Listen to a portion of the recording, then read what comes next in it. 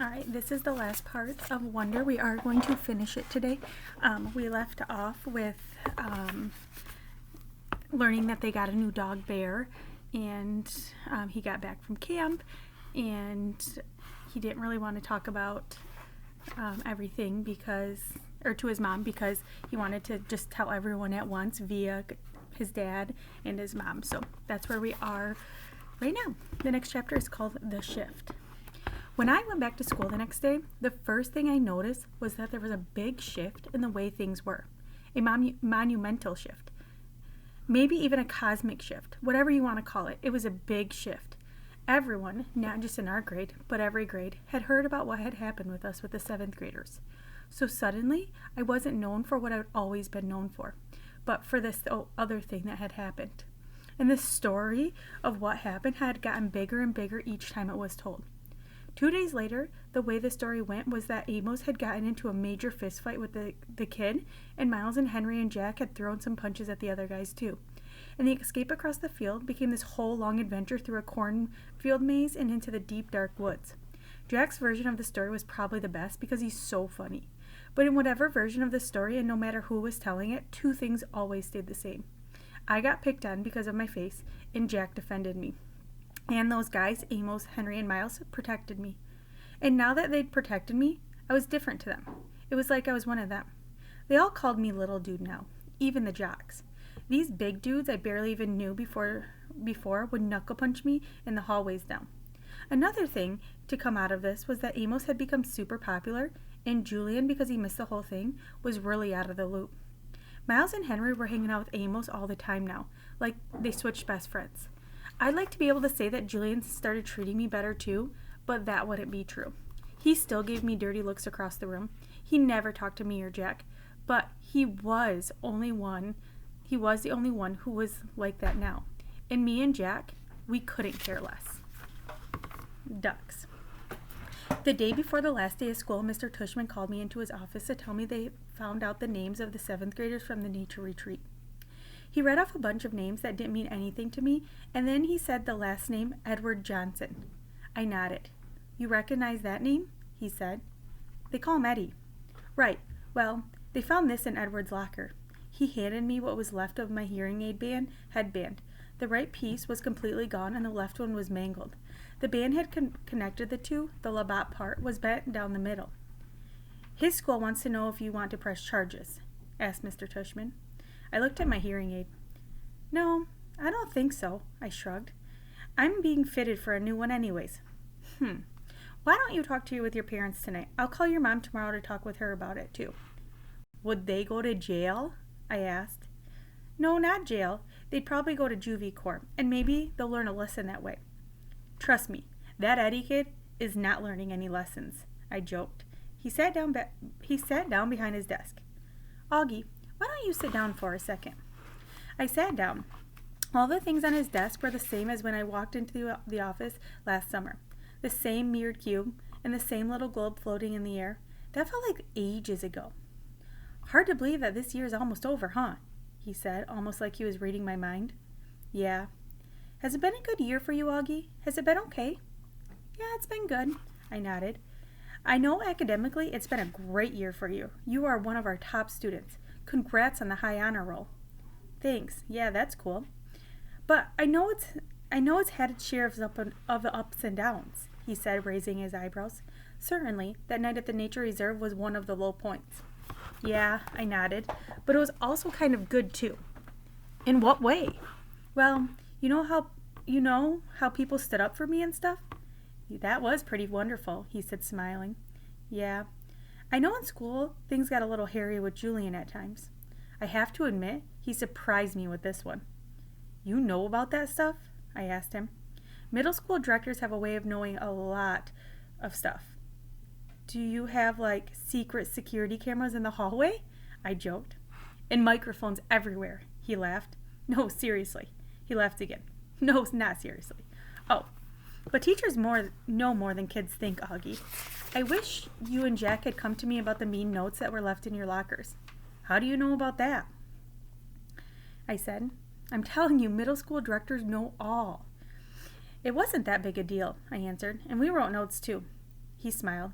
I don't know if that's public yet, he said, though it will soon anyway. But Julian Albans is not coming back to Beecher Prep next year. What?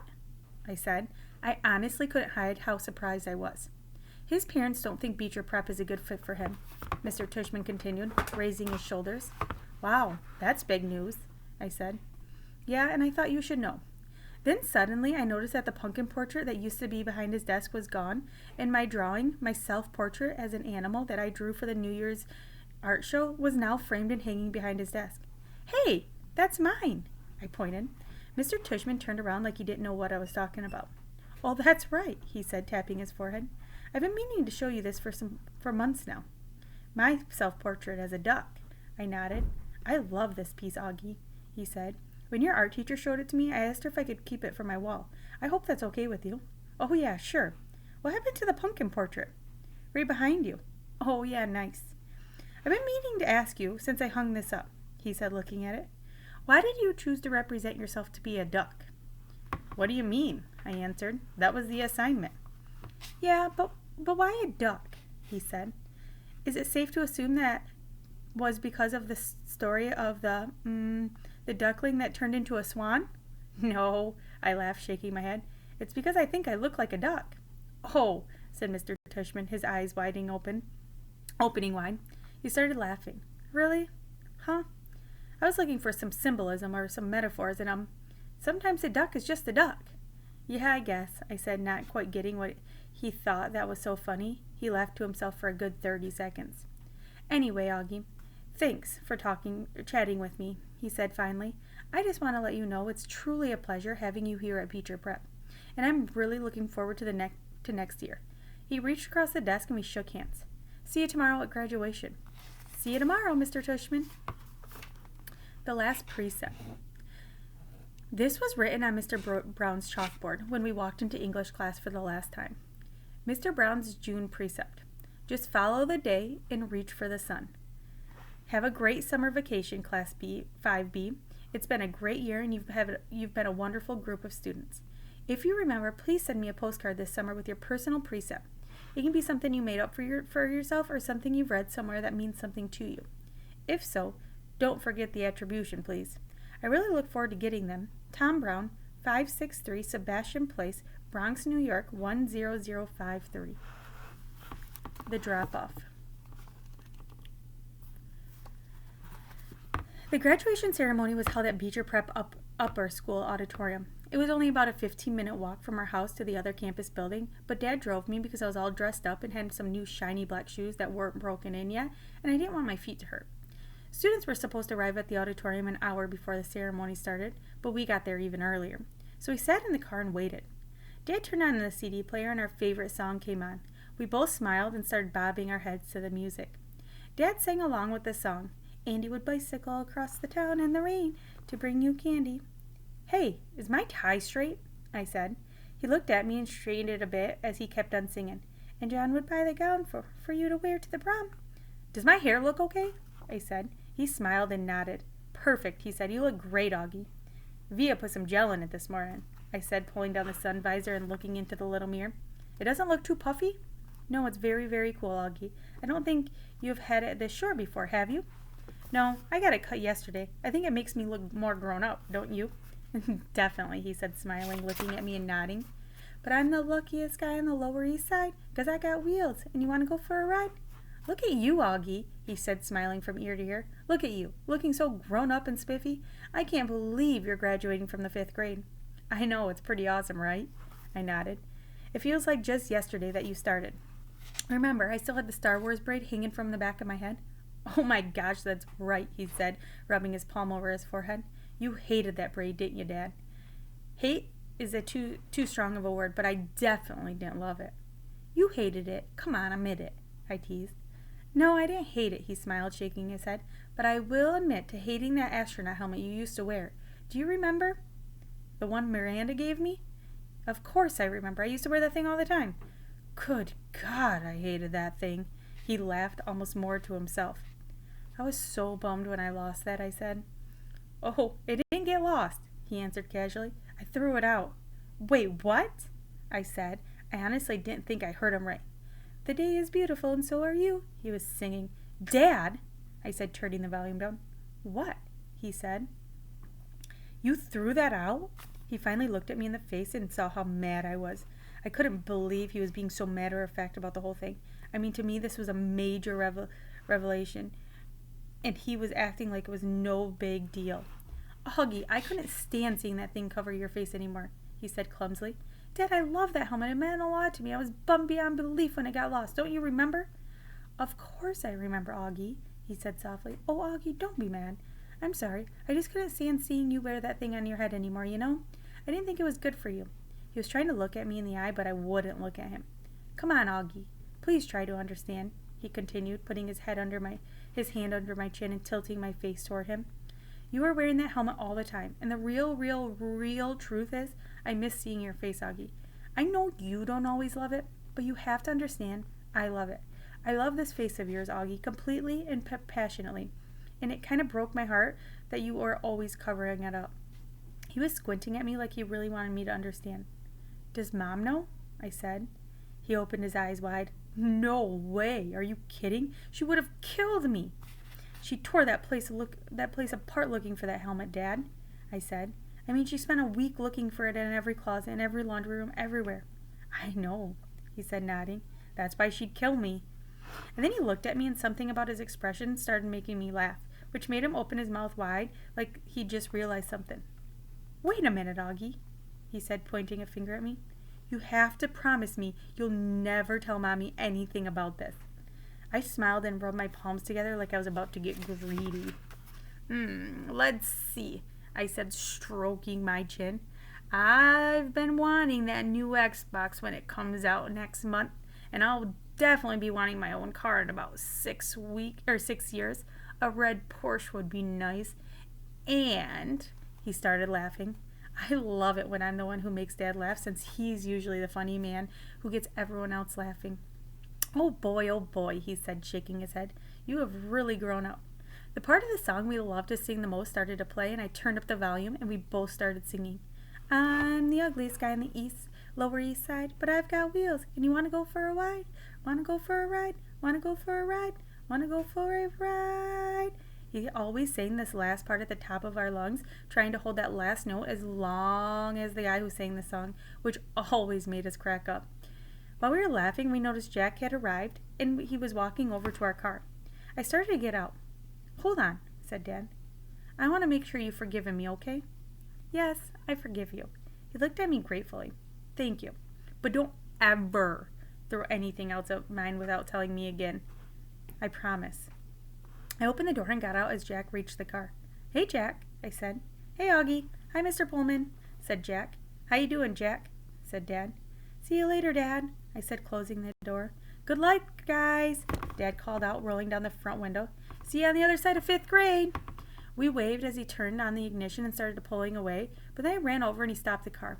I put my head in the window so Jack wouldn't hear what I was saying. Can you guys not kiss me a lot after graduation? I asked quietly. It's kind of embarrassing. I'll try my best. Tell Mom, too. I don't think she'll be able to resist, Augie, but I'll pass it along. Bye, dear old Dad. He smiled. Bye, my son. My son. Next chapter, take your seats, everyone. Jack and I walked behind a couple of 6th graders into the building and then followed them into the auditorium. Miss G was at the entrance, handing out the programs and telling kids where to go. 5th graders down the aisle to the left, she said. 6th graders go to the right. Everyone come in. Come in. Good morning. Go to your staging areas. 5th graders to the left. 6th graders to the right. The auditorium was huge inside. Big sparkly chandeliers, red velvet walls, rows and rows and rows of cushioned seats leading up to the giant stage. We walked down the wide aisle, and followed the signs to the 5th grade staging area, which was the big room to the left of the stage. Inside were 4 rows of folding chairs facing the front of the room, which is where Miss Rubin was standing, waving us in as soon as we walked into the room. Okay, kids, take your seats. Take your seats, she was saying, pointing to the rows of chairs. Don't forgetting you're sitting alphabetically. Come on, everybody, take your seats. Not too many kids had arrived yet, though, so the ones who weren't listening to her, me and Jack, were sword fighting with our rolled-up programs. Hey, guys. It was Summer walking over to us. She was wearing a light pink dress and I think a little makeup. Wow, Summer, you look awesome, I told her, because she really did. Really? Thanks, you do too, Augie. Yeah, you look okay, Summer, said Jack, kind of matter-of-factly, and for the first time, I realized that Jack had a crush on Summer. This is so exciting, isn't it? Said Summer. Yeah, kind of, I answered, nodding. Oh man, look at this program, said Jack, scratching his forehead. We're going to be here all freaking day. I looked at the program. Headmaster's opening remarks. Dr. Harold Jansen. Middle school director's address. Mr. Lawrence Tushman. Light of day. Middle school choir. 5th grade student commencement address. Zyma Shin. Pachelbel. Canon in the middle school chamber music ensemble. 6th grade student commencement address. Mark Antoniak. Under pressure middle school choir. Middle school dean's address. Miss Jennifer Rubin. Awards presentation. CBAC. Roll call of names. Why do you think that? I asked. Because Miss Jensen's speeches go on forever, said Jack. He's even worse than Mr. Tushman. My mom said she actually dozed off when he spoke last year, Summer added. What's the award presentation? I asked. That's where they give the big medals to the biggest brainiacs, Jack answered, which would mean Charlotte and Zyma will win everything in 5th grade, just like Charlotte won everything in 4th grade and in 3rd grade. Not in 2nd grade? I laughed.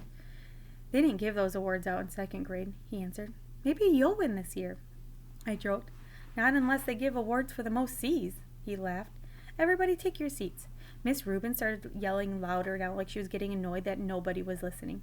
We have a lot to get through, so get to your seats. Don't forget you're sitting in alphabetical order. A through G in the first row. H through N in the second row. O through Q in the third row. R through Z in the last row. Let's go, people. We should go sit down, said Summer, walking toward the front section. You guys are definitely coming over to my house after this, right? I called out after her. Definitely, she said, taking her seat next to Zyma Shin. When did summer get so hot? Jack muttered in my ear. Shut up, dude, I said, laughing as we headed over to the third row. Seriously, when did that happen? He answered, taking the seat next to mine. Mr. Will, Miss Rubin shouted out. Last time I checked, W came between R and Z, yes? Jack looked at her blankly. Dude, you're in the wrong row, I said. I am? And the face he made up as he got up to leave, which was a mixture of looking completely confused and looking like he just played a joke on someone, totally cracked me up. A simple thing. About an hour later, we were all seated in the giant auditorium waiting for Mr. Tushman to give his middle school address. The auditorium was even bigger than I imagined it would be, bigger than the one at Via School. I looked around and there must have been 1 million people in the audience. Okay, maybe not 1 million, but definitely a lot. Thank you, Headmaster Jansen, for all those kind words of introduction, said Mr. Tushman, standing behind the podium on the stage as he talked into the microphone. Welcome, fellow teachers and members of the faculty. Welcome, parents and grandparents, friends of honored guests, and most especially, welcome to my 5th and 6th grade students. Welcome to Beecher Prep Middle School graduation ceremonies. Everyone applauded. Every year, continued Mr. Tushman, reading from his notes with his reading glasses way down on the tip of his nose, I am in charge of writing 2 commencement addresses, one for 5th and 6th grade graduation ceremonies today, and one for 7th and 8th grade ceremony that will take place tomorrow. And every year, I say to myself, let me cut down on my work and let's just write one address that I can use for both situations. Seems like it shouldn't be a hard thing to do, right?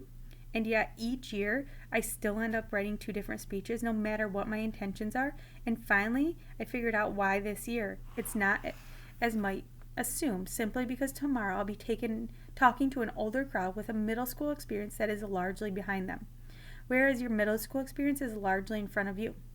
No, I think it has to do more with the particular age that you are right now. This particular moment in your lives that even after 20 years of being around students this age still moves me. Because you're at the cusp, kids. You're at the edge between childhood and everything that comes after. You're in a transition. We're all gathered here today, Mr. Tushman continued, taking off his glasses and using them to point at us in the audience. All your friends, families, and teachers are here to celebrate not only your achievements of the past year, Beecher Prep middle schoolers, but the endless possibilities. When you reflect on the past year, I want you to look at where you are now and where you've been. You've all gotten a little taller, a little stronger, a little smarter, I hope. Here are some people in the audience chuckle. But the best way to measure how much you've grown isn't by inches or the number of laps you can run around the track, or even your grade point average. Those things are important, to be sure.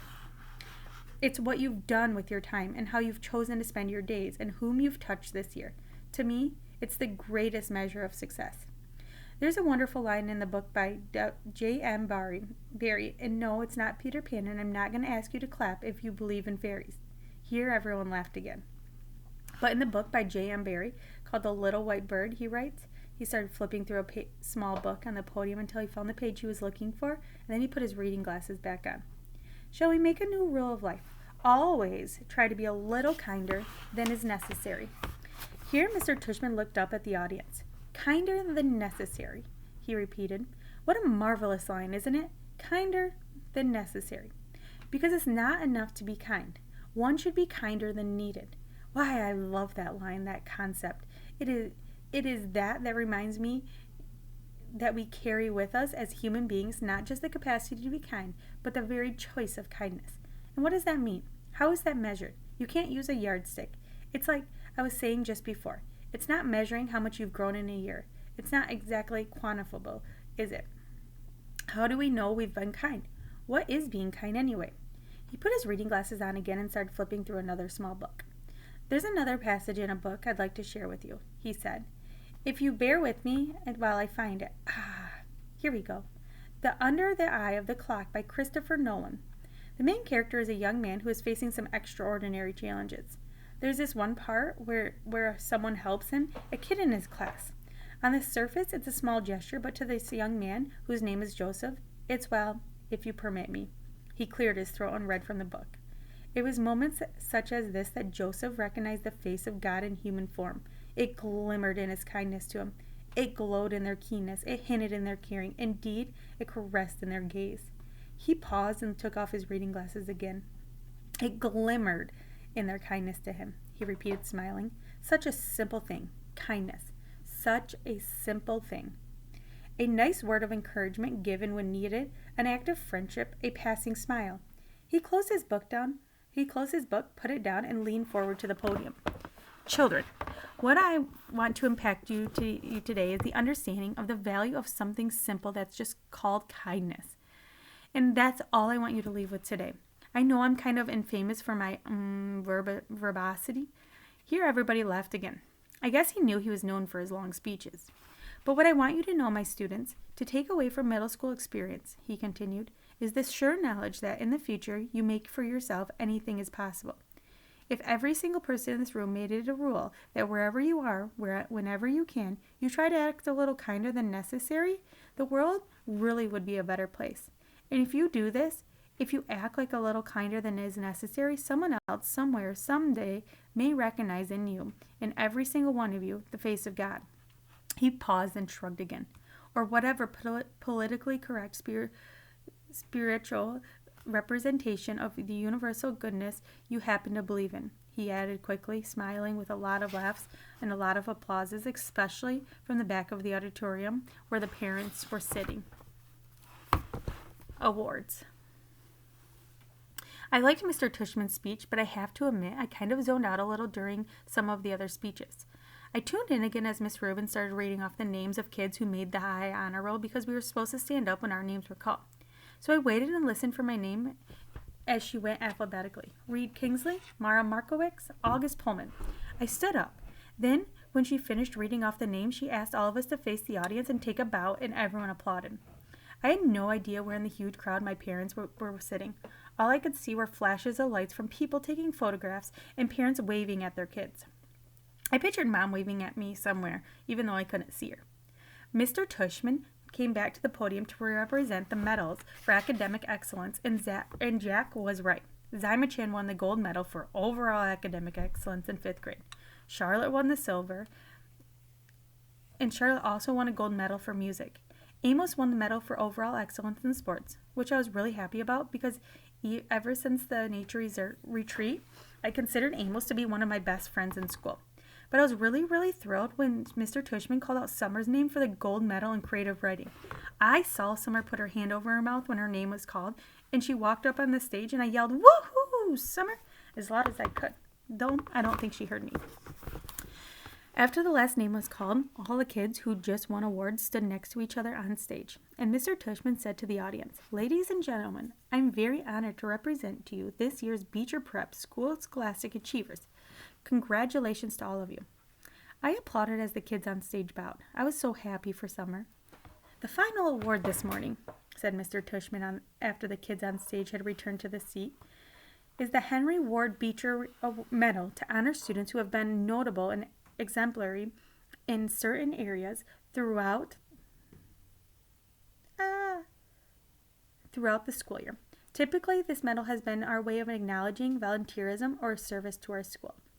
I immediately figured Charlotte would get this medal because she organized the coat drive this year, so I kind of zoned out.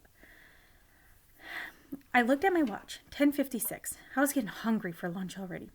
Henry Ward Beecher was, of course, the 19th century abolitionist, the fiery sermonizer for human rights, and after whom this school was named from. Mr. Tushman was saying when I started paying attention again. While reading up on his life in preparation for this award, I came upon a passage that he wrote that seemed particularly consistent with the themes I touched on earlier, themes I've been ruminating on all year long. Not just the nature of kindness, but the nature of one's kindness. The power of one's friendship, the test of one's character, the strength of one's courage. And here, the weirdest thing happened. Mr. Tushman's voice cracked a little bit like he got all choked up. He actually cleared his throat and took a big sip of water. I started paying attention for real now to what he was saying. "The strength of one's courage," he repeated quietly, nodding and smiled. He held up his right hand like he was counting off. Courage, kindness, friendship, character. These are all qualities that define us as human beings and propel us, on occasion, to greatness, and this is what the Henry Ward Beecher Medal is about, recognizing greatness. But how do we do that? How do we measure something like greatness? Again, there's no yardstick for that kind of thing. How do we even define it? Well, Beecher actually had an answer for that. He put his reading glasses on again, leafed through a book, and started to read. "Greatness," wrote Beecher, lies not in being strong, but in the right of using strength. He is the greatest whose strength carries up the most hearts. And again, out of the blue, he got all choked up. He put his 2 index fingers over his mouth for a second before continuing. "He is the greatest," he finally continued, "whose strength carries up the most hearts by the attraction of his own. Without further ado, this year, I am very proud to award the Henry Ward Beecher Medal to a student whose quiet strength has carried up most of the hearts. So will August Pullman please come up here to receive the award?" Next chapter is floating. People started applauding before Mr. Tushman's word actually registered to my brain. I heard Maya, who was sitting next to me, give me a little happy scream when she heard my name. And Miles, who was on the other side of me, patted my back. "Stand up and get up," said all these kids around me, and I felt lots of hands pushing me upward out of my seat, guiding me to the edge of the row, patting me down, high-fiving me. "Way to go, Augie. Nice going, Augie." I even started hearing my name being chanted. "Augie, Augie, Augie." I looked back and saw Jack leading the chant, fists in the air, smiling and signaling for me to keep going, and Amos shouting through his hands, "Woohoo, little dude." Then I saw Summer smiling as I walked past her row, and when she saw me look at her, she gave me a secret little thumbs up and mouthed a silent "cool beans" to me. I laughed and shook my head like I couldn't believe it. I really couldn't believe it. I think I was smiling. Maybe I was beaming. I don't know. As I walked up the aisle towards the stage, all I saw was a blur of happy, bright faces looking at me and hands clapping for me. And I heard people yelling things out to me. "You deserve it, Augie. Good for you, Augie." I saw all my teachers in the aisle seats. Mr. Brown, Miss Batosa, Mr. Roche, Miss Adanabi, and Nurse Molly, and all the others, and they were cheering for me, woo-hooing me, and whistling. I felt like I was floating. It was so weird. Like the sun was shining full force on my face and the wind was blowing as they got closer to the stage. I saw Miss Rubin waving at me in the front row, and then next to her was Miss G, who was crying hysterically, a happy crying, smiling and clapping the whole time. As I walked up the steps to the stage, the most amazing thing happened. Everyone started standing up, not just in the front rows, But the whole audience suddenly got up to their feet, whooping, hollering, and clapping like crazy. It was a standing ovation for me. I walked across the stage to Mr. Tushman, who shook my hand with both his hands and whispered in my ear, "Well done, Augie." Then he placed the gold medal over my head, just like they do in the Olympics, and had me turn to face the audience. It felt like I was watching myself in a movie, almost like I was someone else. It was like the last scene in Star Wars Episode 6, A New Hope, when Luke Skywalker, Han Solo, and Chewbacca are being applauded for destroying the Death Star. I could almost hear the Star Wars theme music playing in my head as I stood on stage. I wasn't sure why I was getting this medal, really. No, that's not true. I knew why. It's like people you see sometimes, you can't imagine what it would be like to be that person, whether it's somebody in a wheelchair or somebody who can't talk. Only I know that the other people, maybe to every other single person in the whole auditorium. Only I know that I'm that person to other people, maybe to every other single person in that whole auditorium. To me, though, I'm just me, an ordinary kid. But hey, if they want to give me a medal for that, I'll take it. That's okay. I didn't destroy the Death Star or anything like that, but I did get through 5th grade, and that's not easy, even if you're not me. Next chapter, pictures. So exciting. That's what he was saying when Via got that standing ovation. Everyone deserves to have a standing ovation in life, and he got his. Pictures. Afterward, there was a reception for 5th and 6th graders under a huge white tent in the back of the school. All the kids found their parents, and I didn't mind at all when Mom and Dad hugged me like crazy, or when Via wrapped her arms around me and swung me left and right about 20 times. Then Papa and Tata hugged me, and Aunt Kate and Uncle Poe, and Uncle Ben, every kind of teary-eyed and wet-cheeked. But Miranda was the funniest. She was crying more than anyone and squeezed me so tight that Via had to practically pry her off me, which made them both laugh. Everyone started taking pictures of me and pulling out their flips. And then Dad got me, Summer, and Jack together for a group shot. We put our arms around each other's shoulders, and for the first time I can remember, I wasn't even thinking about my face. I was just smiling a big, fat, happy smile for the different cameras clicking away at me. Flash, flash, click, click. Smile away as Jack's parents and Summer's parents started clicking. Then Reed and Maya came over. Flash, flash, click, click. And then Charlotte came over and asked if she could get a picture with us. And we were like, sure, of course. And then Charlotte's parents were snapping away at our little group along with everyone else's parents. And the next thing I know, the two Maxes had come over, and Henry and Miles and Savannah. Then Amos came over and Zyma. We were all in this big, tight huddle as parents clicked away like we were on the red carpet somewhere. Luca, Isaiah, Nino, Pablo, Tristan, Ellie. I lost track of who else came over. Everybody, practically. All I knew is for sure is that when we were all laughing and squeezing in tight against each other, and no one seemed to care if it was my face that was next to theirs or not. In fact, and I don't mean to brag here, but it kind of felt like everyone wanted to get close to me. Last chapter, the walk home. We walked to our house for cake and ice cream after the reception. Jack and his parents and his little brother Jamie, Summer and her mom, Uncle Poe and Aunt Kate, Uncle Ben, Tata and Papa, Justin and Via, and Miranda, and Mom and Dad. It was one of those June days when the sky is completely blue and the sun is shining, but it isn't too hot that you wish you were on the beach instead. It was just the perfect day. Everyone was happy. I still felt like I was floating. The Star Wars hero music was still in my head. I walked with Summer and Jack, and we couldn't stop cracking up. Everything made us laugh. We were in that giggly kind of mood where all someone has to do is look at you and you just start laughing. I heard Dad's voice up ahead and looked up. He was telling everyone a funny story as they walked down Forest Avenue. The grown-ups were all laughing too. It was like Mom always said, Dad could be a comedian. I noticed Mom wasn't walking with the group of grown-ups, so I looked behind me. She was hanging back a little bit, smiling to herself like she was thinking of something sweet. She seemed happy. I took a few steps back and surprised her by hugging her as she walked. She put her arm around me and gave me a squeeze. Thank you for making me go to school, I said quietly. She hugged me close and leaned me down and kissed the top of my head. Thank you, Augie, she answered softly. For what? For everything you've given us, she said, for coming into our lives, for being you. She bent down and whispered in my ear, You really are a wonder, Augie. You are a wonder. The end. That is the last of this book. One of my favorite books. I hope you loved it just as much as I did. So thank you for listening.